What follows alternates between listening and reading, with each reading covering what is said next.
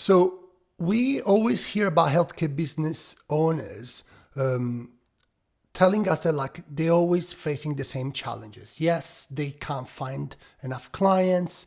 They retention rate is not great, so clients come in and out the door, and their lifetime average value isn't there.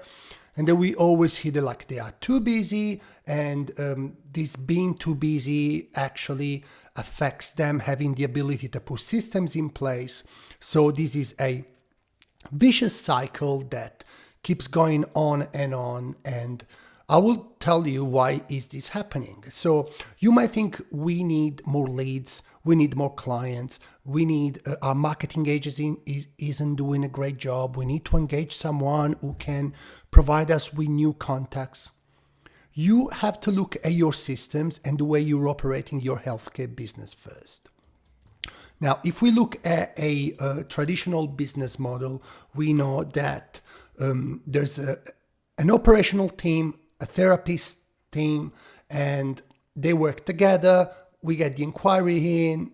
This is where your marketing agencies work, or where all your marketing efforts are put in. You get that inquiry. If you're good enough, if you're lucky enough, you will turn that into a booking. Then a session is delivered, you accept the payment, a new session is booked. Again, if we're lucky, a new session is booked and we're providing good service, that's happy day. Otherwise, panic mode, we need more clients. The therapist at the same time, they work alongside the admin. They deliver the session.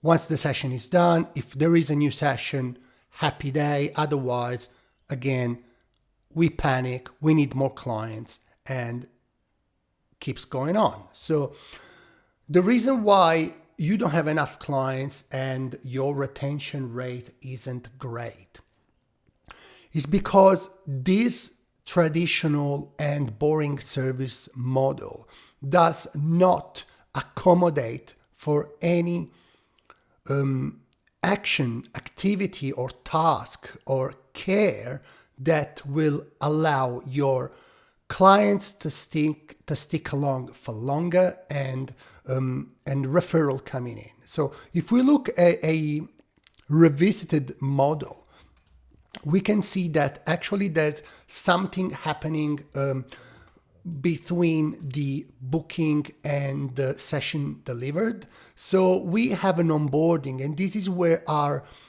clients, our participants really start to familiarize with the practice, with the healthcare business. This is where we provide them with all the information and we wow them. So they understand that they're now dealing with a different beast, with a different type of business, a business that really takes care of people. So if it's the first session, it's really important to have a handover. So what we have here, we have the therapist and the operational team working together. So we collect all the information necessary to provide the best service we can. And this is where a preparation step comes into place. So the client comes in, they do the onboarding. In the onboarding, all the information we need is captured, and a handover is done with the therapist. We prepare to deliver the best session we can, and then we deliver the session. Of course, there will be a payment step after. And then here again, it's really important to gauge how we doing, what are we doing? Is it this beneficial for the client or is not? Are we just doing something for the sake of doing it? Or we are actually providing some value? Is this a one-way relationship, or is a mutual relationship where both parts are actually gaining something? So we have a feedback step. After 5, 6, 7 sessions, this is where we send a message to the client. How we doing? How we going? Is this beneficial? Are you still enjoying this? How can we improve? And at the same time, after 10, 12, 15 sessions, we want to review that support. What are we doing? Is this support actually providing any value to the clients? I see more and more healthcare businesses completely ignoring this step. All they want to do is to get the person in. And if you only focus on that rebook, you want the person to come in without really assessing if you're providing any value. Of course, you will fall into this trap because you are not focusing on providing good business. You are only focusing on getting the booking in. So put your hand on your heart and try to assess what you're doing. Is this actually beneficial? If it's not, it will be probably better if you let the client or the participant go and you refer them to a service that can do a better job, rather than try and keep the client not providing any benefit. So if we look at these steps, of course, we can break this down, and we know that there will be like some steps that will always be in place. There will be an inquiry, a booking, an onboarding. There will be handover, which we discussed before, a preparation step, a delivery step. Then we'll accept payment, of course, and then feedback and review are really important. All these steps have to be done accordingly, and there will be a synergy of all the marketing, all the departments of the business working together to ensure that each of these steps is completed successfully. So we can see how operation, marketing, IT, and WHS and compliance, they work together for the first step. And then we have like so on, all the departments chipping in together. So what I'm trying to say here, by breaking down each step, you will have more control. You will be able to assess where your weaknesses are and intervene in a way that you can modify that step, change something, gain some feedback from your team, from your clients, and do a better job, which will ultimately result in better systems, more clients, a better retention rate, and you won't be as busy. You do not need more clients. You need to fix the middle of this funnel, the middle of this flow, because this is where your clients are falling through. This is why they're leaving, because there isn't enough preparation to deliver the session. There isn't a good handover. Sometimes people will submit an intake and information gets lost. So the session is delivered and the therapist or the person who's delivering the session, like a support worker, they don't even have the information that's being captured in the onboarding stage.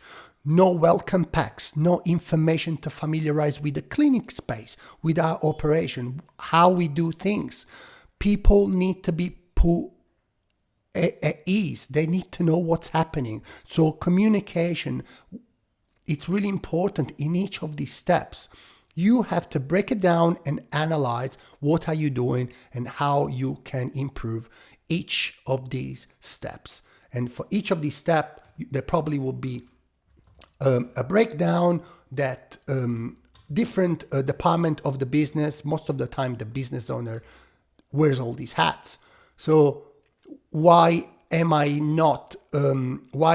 people are not sticking around? So is my welcome pack process comprehensive? Is my intake form good enough so we capture all the information we need to deliver a great session? And when you break down the activity, you will know that there will be always like some recurring task, setup task. This is just one of the example SEO. So you wanna get inquiries in. This is how we break it in. We break it out, or we break it down anyway. So there will always be recurring task, setup task, and tools and resources that we use to complete activities. This is an SEO example, but the same will be for each of the activities that will break down our client flow. So I hope this gives you an idea on how you could actually look at this and say, okay, so what can I improve? How can I use automation, systems, processes to fix this and make sure that my client retention rate is not so bad. That actually referrals are coming in, not because my marketing agency is getting paid so much and is providing me all these leads, but actually because I'm doing a great job and people are happy to be around. They want their family and friends to come here. Other healthcare professionals regard my place as a very good place to be. It's really beneficial for the participants and the clients. They know that we do not care about just getting people in, but we care about providing a support that is beneficial. So, where does your business stand now against this service model? Are you facing any of those 4 challenges? Not having enough clients or not having enough system or not having a good retention rate or being too busy. Now, I understand you might be familiar with these concepts. You probably have implemented most of these in your practice successfully in your business. I will tell you, I have personally implemented these in my allied health business and have made a big difference, okay? So now I have made it my mission to assist business owners like you in doing exactly the same. So if you find this information helpful, I invite you to watch my videos, subscribe to my newsletter where I will break down each of these steps, and we will provide you more information and tools to implement some of these systems in your business within 24 hours. So no fluff, no clickbait, just practical guidance using the tools you already have and you are already familiar with. So I'm not going to ask you to get new tools or you're very welcome to get new software subscription, but it is not my intention. And yes, I'm looking forward to show you more how to break this down, because each of these steps has exactly a number of activities and tasks and setup that were required to be done once and forget, and then you can just run a better business. So if you require additional assistance or you would like to fast track the implementation process, so get this up and running, you can also book a free 30-minute consultation with me where I can answer any question you might have and also provide you with all the resources and the information you need to get started. Okay? Thanks for watching.